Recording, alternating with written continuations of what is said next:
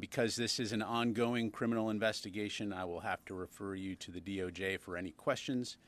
This is a law enforcement matter, and it would be inappropriate for me or any other DoD official to comment at this time. And certainly when we have more to provide from the Department of Defense, we will.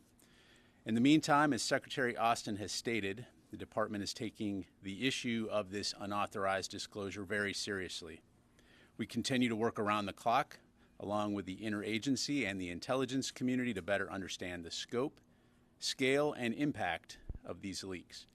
And just as we're limited in what we can say about the DOJ's ongoing investigation, we'll be also very limited in what we can say about any of the documents themselves.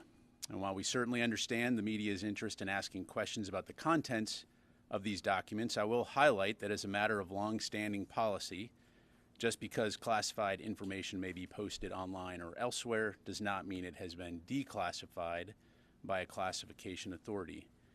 And those of you who have been covering the Pentagon for a long time know that we're just not going to discuss or confirm classified information due to the potential impact on national security, as well as the safety and security of our personnel and those of our allies and our partners. And for that reason, we will continue to encourage those of you who are reporting this story to take these latter factors into account and to consider the potential consequences of posting potentially sensitive documents or information online or elsewhere.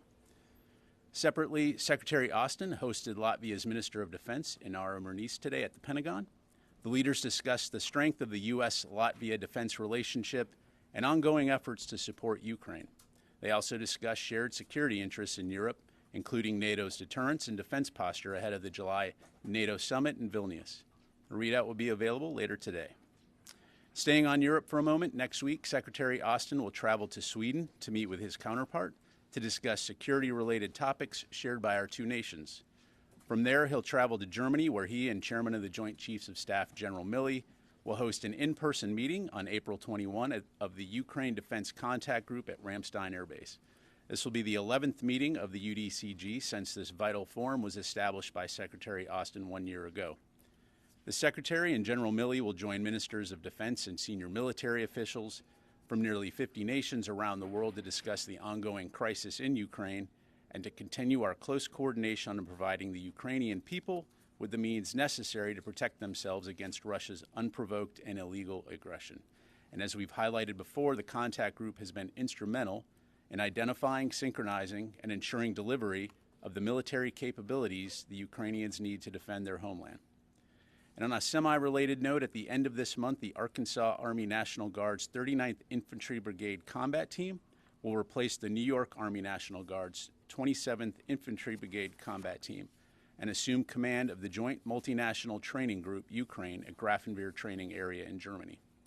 The 27th Infantry Brigade Combat Team took charge of the JMTGU during a transfer authority ceremony in August of 2022, becoming the first and only unit in the JMTGU's 8-year history to assume the unit mission for a second time. We look forward to the arrival of the 39th and the continuation of the important work to provide Ukraine what it needs in terms of training to defend itself. And with that, I'll be happy to go to your questions. We'll go ahead and start with AP Tarakap.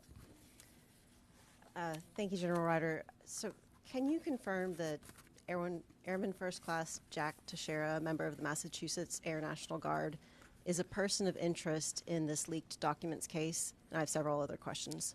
Sure. So first of all, as I mentioned, there is an ongoing criminal investigation, and so anything related to that, I'm going to need to refer you to the DOJ or the FBI. Can you speak at all to if anyone in the Department of Defense has reached out to this airman? Do you know where he is? There are reports that law enforcement is closing in on this airman's location. So has anyone been able to reach out to him? Again, Tara, appreciate the question, but again, given that this is an ongoing investigation, I'm not going to be able to talk about the investigation or any potential DOJ actions, so I'd refer you to them. Okay. In the days after the leaks came to light, what steps has DoD taken to reduce the number of people who have access to not only these classified briefings, but the classified material in general? Sure. So we continue to review a variety of factors as it relates to safeguarding classified materials. This includes examining and updating distribution lists, assessing how and where intelligence products are shared, and a variety of other steps. I would say, though, that it is important to understand that we do have stringent guidelines in place for safeguarding classified and sensitive information. This was a deliberate criminal act, a violation of those guidelines. And so, again, I think that's important to understand. Now, we will continue to do everything we can to ensure that people who have a need to know when it comes to this kind of information have access to that. We're always going to learn from every situation. But again, this is something that we'll continue to look at. But you are taking steps to tighten that, I guess, population who might have access to this level of information. That's accurate. Again, we continue to review those distribution lists, update them, make sure there's a need to know. But again, let me just emphasize my point that this was we have rules in place. Each of us signs a non-disclosure agreement. Anybody that has a security clearance, and so all indications are, again, this is a criminal act, a willful violation of those, and again, another reason why we're continuing to investigate and support DOJ's investigation. And just last question, do you have a sense that this is just the act of one individual, and even if so, wouldn't members of his chain of command also be held accountable for this lost information? Again, I don't want to speculate or get ahead of the DOJ's investigation. We need to allow that to run its course, and so I'd refer you to them. Let me go ahead and go to Gordon, and then I'll come back to Jen. Yeah, Pat, just two questions. One, just to clarify, in DOD's efforts to change the way you do business in terms of protecting classified information, apart from the stuff that you do already, is that DOD-led or is that joint staff-led? Who's kind of directing what on that? And the second question is just hypothetically, I know you like hypotheticals, if somebody was to be charged, what would determine whether the military would charge and indict and carry out the legal process against that person or people or DOJ? Yeah. So on your latter question, you're right. I don't want to get into hypotheticals. I will say that, as always, every case is judged on its own merits, and we need to allow this investigation to run its course. And then, of course, there'll be more to say on that. On your first question, again, it's important to understand that this is not just about DOD. This is about the U.S. government. This is about how we protect and safeguard classified information. And as I highlighted, we do have strict protocols in place. So anytime there is an incident, anytime there's an opportunity to review that and refine it, we're, of course, going to take advantage of that.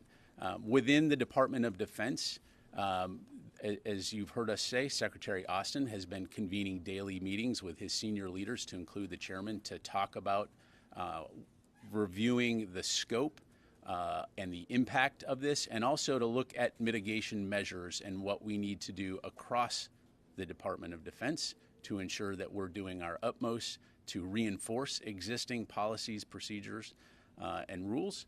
And if there are any areas where we need to tighten things up, we certainly will. But you've made some changes already. That's correct, as I mentioned to her. When I say DOD, I mean the Department of Defense, across the entire enterprise.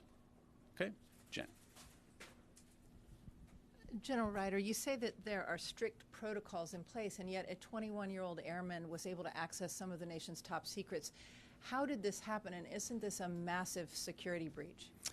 Again, we need to allow the investigation to run its course. We'll, of course, know more when that is completed, so I'd refer you to DOJ on that. What is your message to anyone who might be thinking of leaking these kind of documents in the future? Look, again, we have procedures, we have protocols in place. We receive regular training on the proper handling of classified information. As I mentioned, we sign non-disclosure agreements. So those rules are very clear, and anyone who has a security clearance knows that. Anyone who violates those rules is doing so willfully. Can you put into context the damage that has been done by this leak? Again, right now, we're continuing to assess the scope and the impact, and so that's work that will be ongoing. Tony? How large was the distribution network for these documents, say, prior to last Thursday when the disclosures came out? Are we talking in thousands of people that had access inside the Pentagon and outside the Pentagon? to include Europe and bases around the United States? Yeah, Tony. So I don't have any numbers to provide you. As I'm sure you can appreciate, the Department of Defense and all of our components. It's a global enterprise doing work in all areas of the world, and so certainly we have people who have access to information that they need to do their jobs. But I don't have any numbers for you. Can you say it was widespread, though, versus, outside the Pentagon, though, and to other military installations? Well, again, the Department of Defense, we conduct global operations. So intelligence products, operational information products are shared with DoD leaders and personnel globally throughout the world, whether it's at a component command, whether it's in the services. But again, the important thing to understand about classified information, it's not just I want to have access to it because I have a clearance. It's all based on need to know. Do you have a need to know that information? And that typically will grant you access if you have the appropriate clearances. Thanks. Thank you. Travis? Thanks, Pat. I'm still confused on the access issue. You said that there were changes that were made, but you also said that you're reviewing things. Can you tell us, are there less people who have access to this type of information today than there were a week ago? So Travis, again, I'm not gonna get down to numbers. Again, reviewing distribution lists, looking at who has a need to know, making sure those things are updated, doing due diligence in the wake of these unauthorized disclosures.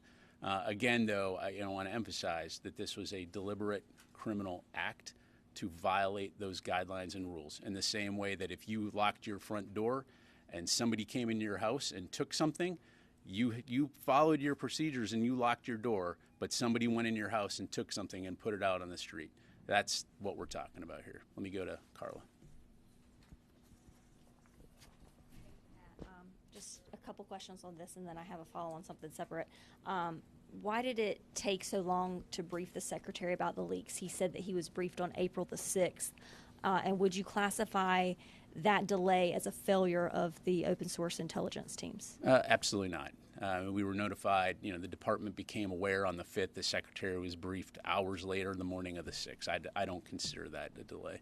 Thanks. To follow on that, these documents were available long before April 5th and 6th. So what took so long for DOD and the intelligence communities to locate these documents? Yeah, so that's really something that the investigation will tell us. That said, I think it's important to remember that DOD's intelligence activities are primarily focused internationally. So to the extent that the department collects any information related to U.S. persons, for example, or gaming chat rooms, it would have to be conducted in accordance with law and policy and in a manner that protects privacy and civil liberties. So again, we'll know more at the culmination of this investigation.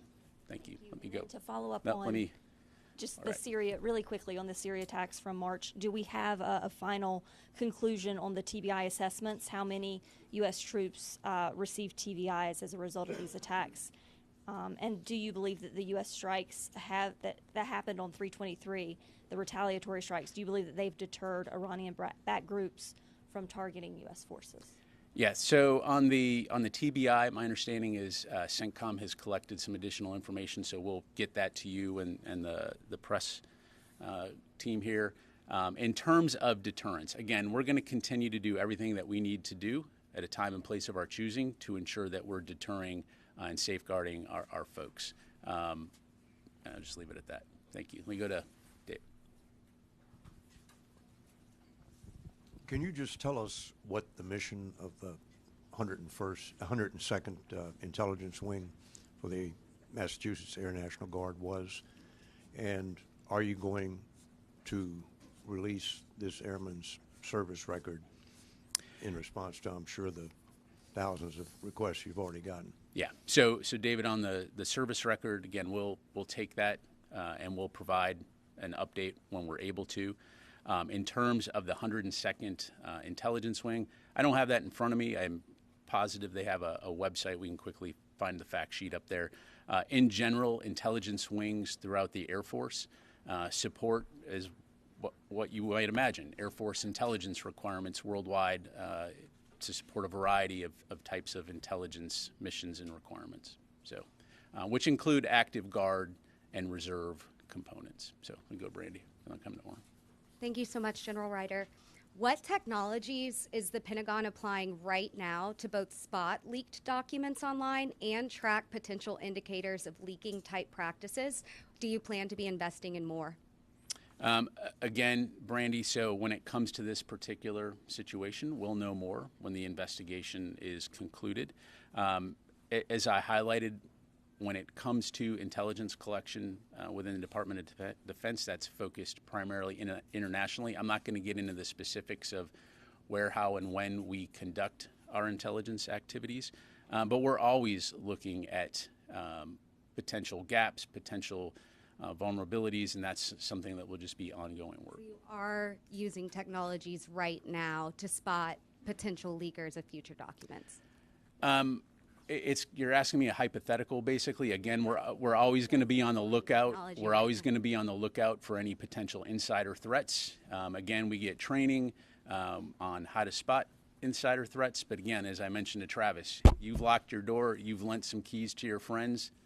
If one of those friends decides to give the keys away, hopefully you've been able to clue in on those signals. So we'll continue to monitor. I don't think it's lost on anyone in this room that this is all happening at the same time that Deputy Secretary Hicks is conducting a review of the Pentagon's classification practices and at times overclassification. So can you talk about how this incident is informing that ongoing review?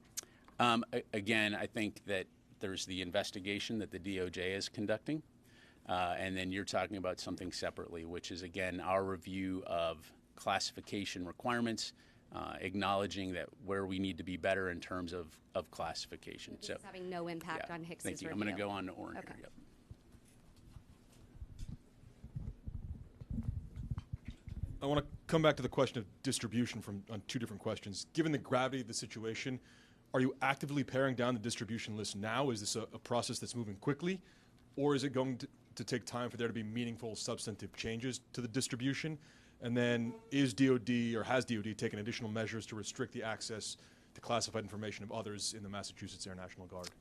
So, Oren, broadly speaking, I think I've already answered the question that yes, we are taking and have taken steps to review distribution lists and to ensure that the folks receiving information have a need to know. But again, to belabor the point, we have safeguards in place. We have processes. We have procedures. We'll continue to do due diligence as part of this review to ensure that we're doing everything we can to prevent potential unauthorized disclosures in the future, recognizing that, again, this was a criminal deliberate act. Thank you. And of the Massachusetts Air National Guard. Again, I don't have anything on that. Ro.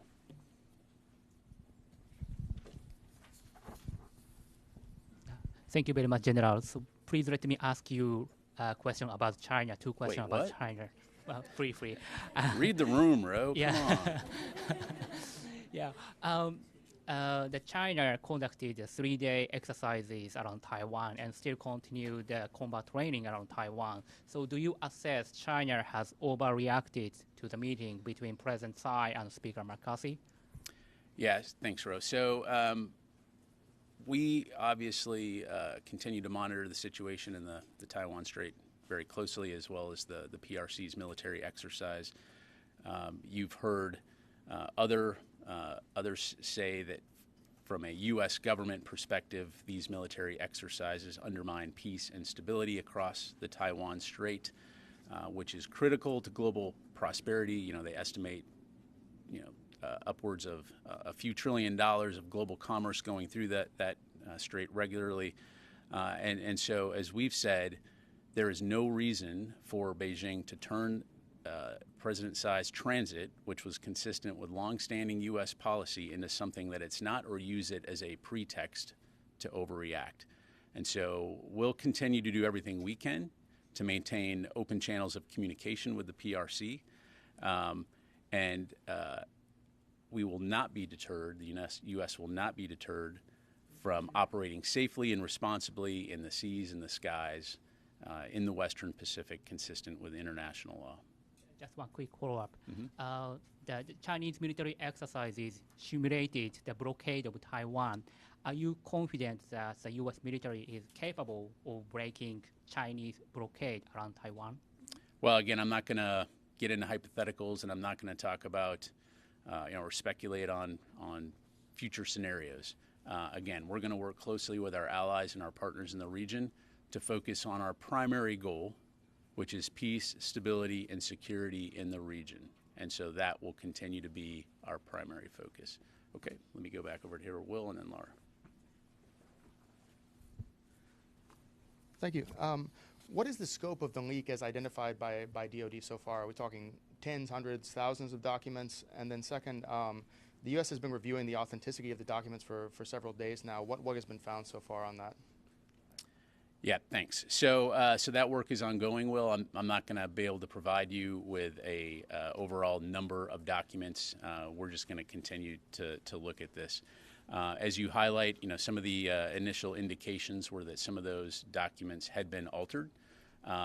Again, for obvious reasons, I'm not going to go into which ones were or weren't, but that is work that we continue to do. Take a look at. Laura?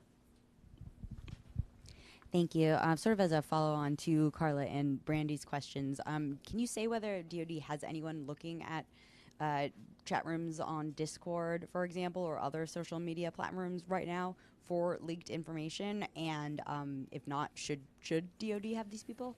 So DOJ is, as I understand it, is working with Discord, or Discord has come out publicly to say they are cooperating with the DOJ. So that's really a question for DOJ to talk about. So is that a no, that DoD? I think I already answered the question in terms of what our focus is on. It's primarily focused on international. I'm not going to get into the specifics of what intelligence activities we're conducting or not, other than to say when we do conduct those activities, they're in compliance with the law and with policy. Okay, you go to Jim and then I'll come back over here. Thanks, General. Every time something like this happens, there's a huge tendency to clamp down on everything, but that sort of ends up throwing the baby out with the bathwater, if you know what I mean. Is there any sort of idea in the department that the intel does need to be shared, it just needs to go to the correct people? Is there a study going on with that? Yeah, so thanks, Jim. So as I mentioned, there have been daily meetings with the Secretary and the senior DoD leadership team. We're taking this very seriously to look, again, at the scope, the impact, and importantly, the mitigation measures. I will tell you that these discussions are very focused, very deliberate, and very measured in terms of ensuring that we're doing the right things while not impeding or impacting our ability to do our important missions worldwide. And so, just to put it frankly, we're continuing to conduct our operations and provide people with the information they need without missing a beat. Thanks. All right, let me come over here. I'll go here and then here. Yeah, thanks, Pat. Would a junior service member, like an airman in the Massachusetts Guard or any other junior service member, typically have the level of security clearances that would allow them access to such sensitive information like joint staff briefing documents? Yeah, so again, let me just preface what I'm about to tell you with I'm not going to talk about a particular individual. I'm not going to talk about the investigation. I'm not going to, again, have to refer you to DOJ for that. Let's take a step back for a second. Let's talk about security clearances. When you join the military, depending on your position, you may require a security clearance. And if you are working in the intelligence community and you require a security clearance, you're going to go through the proper vetting. We entrust our members with a lot of responsibility at a very early age.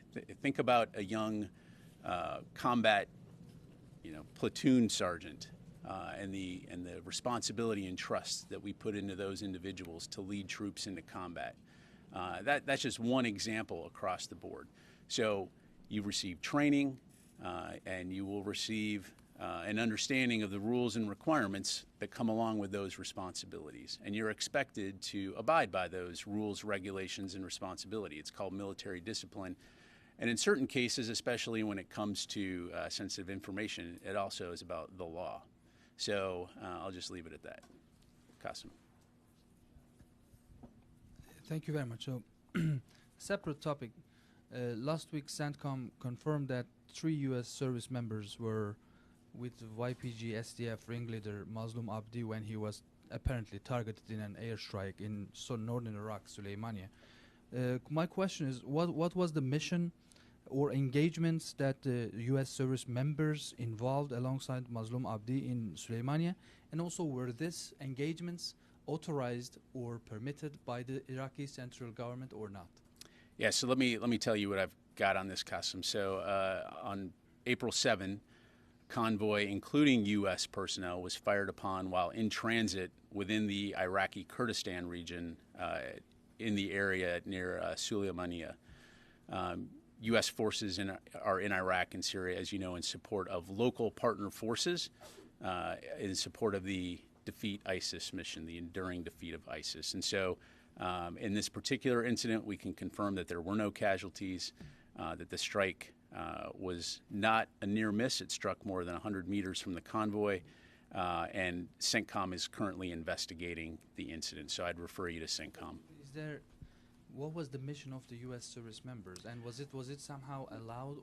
They are conducting in support of the Defeat ISIS mission. The Iraqi government, was it authorized by Iraqi government? Because Mazlum. Well, we're supporting the Iraqi security forces as part of the Defeat ISIS mission. As you know, we have forces in Iraq. They're not conducting combat operations. They're there advising and assisting the Iraqis.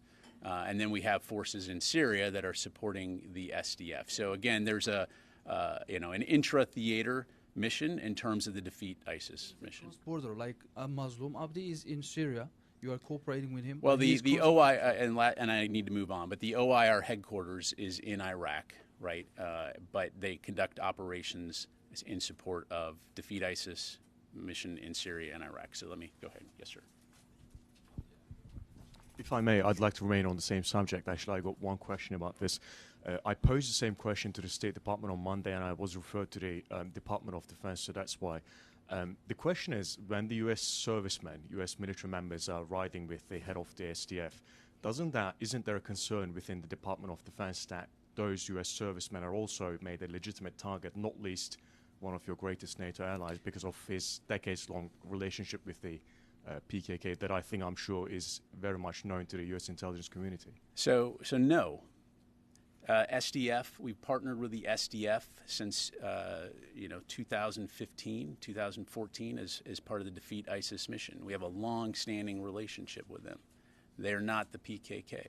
We are partnered with SDF to defeat ISIS. So no, we've been conducting partnered operations for a very long time. So let me go ahead and move on. Yep, sir. Yeah, we'll go to you and then to Megan. Thanks, Pat. Just two quick follow-ups to questions. One was from Ro in regards to the Chinese activities around Taiwan. Before they did the military exercises, they were conducting an exercise to which the Pentagon described as, well, they were in international waters. It's simply what we do in international waters. At what point does it move from being in international waters to an overreaction? That's my first question, please. And my second one is regards to what you said earlier in this briefing. Even though the investigation's going on and such, but you're confident that, you said several times that this is a violation of the law, and we all sign non-disclosure agreements, not me, but we at the Pentagon. So you're confident that those two factors will remain when the investigation concludes? Thanks. Yeah, so on your latter questions, again, I'm not going to discuss the ongoing investigation. By virtue of the fact that photographed documents of sensitive information are posted by default is a violation of how to properly handle and safeguard sensitive information. So it is a criminal act. And then in terms of your first question, I would just have to take a little bit of an exception of conducting simulated strikes against Taiwan is not just that's not just operating peacefully in international waters. And so, again, yes, we would call that an overreaction. Yep. Okay. Let me go back to. Let me get a few more here. Let me go back to Kelly and then over here to Joe. Thank you. You mentioned taking steps to review the distribution lists and ensure that folks receiving information have a need to know, but this isn't the first time you've had that kind of crackdown on this to limit who's on these distribution lists. So my question is, how did this happen? How wasn't this solved before? And how did potentially a 21-year-old have a need to know? Again, we need to allow the investigation time to run its course. And so, again, I'd defer you to the Department of Justice when it comes to suspects, on that. And again, look, this is something that will continue to be important work to ensure that there's an understanding of the rules and regulations. Again, we have strict safeguards in place, and people are expected to abide by those. I'll just leave it at that. You go over here.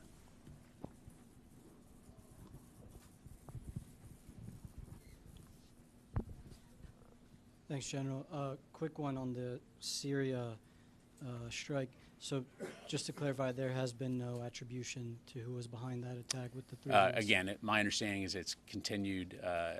CENTCOM is investigating, so I'd refer you to them. And, secondly, yesterday, Reuters cited several sources, including intel officials, as saying that they've seen Iranian weapons being moved into Syria following certain sanctions waivers, following the earthquake. Has DoD seen any increase or uptick in Iranian weapons heading for Syria? Yeah, thanks. I don't have anything to provide from here other than, again, we, as evidenced by the IRGC aligned groups in Syria, we know that Iran conducts malign activities within Syria. So I got time for 2 more. Megan, and then go to the back there. And then we'll end on Tar. Several media reports have said that the airman in question was working at Fort Bragg at the time that the documents were put online. Was he on Title X orders at the time, or has he been on Title X orders since?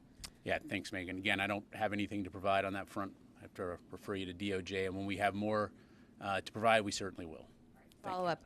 Has the leak prompted any discussion at OSD about either tightening policies or bulking up training for OPSEC or social media? Again, our review is ongoing. I've mentioned some of the steps that we've taken, and we're going to do everything that we need to do due diligence to ensure that we are properly safeguarding classified information.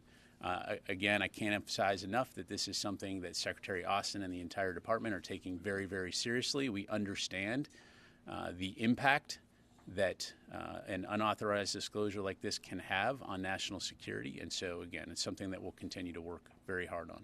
Thank you. We'll go here and then over to Tar.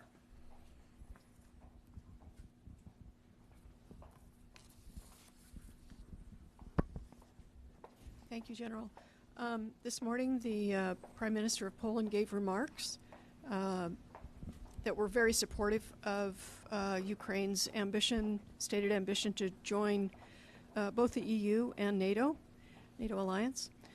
From a strictly military perspective, would you see any benefit to Ukraine joining these 2 organizations, and especially for the wider defensive posture there in the area?